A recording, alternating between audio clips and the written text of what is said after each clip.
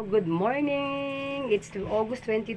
Ayan guys. So, nandito po tayo guys. Meron po tayong delivery ng jersey product. Ayan guys. Kukuha po tayo ng promo nito guys. Buy one take one po to cheese. Since malapit na magpasko kaya mag-imbak na po tayo ng pampasko na mga items. So, ayan ang ahente ng ating jersey. Mag-update tayo. It's Pinay Life in the Philippines. Ayan sila guys. Mag-update tayo. Ang ahente natin yan yun. Sa jersey product. Ayan oh. May promo daw sila guys. Oh, i-endorse ko. Katagaan ko danig free karon ni Kuya.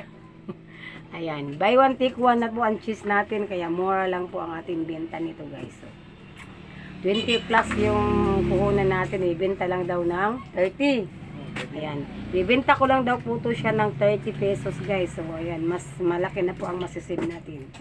Yan po ang ating update.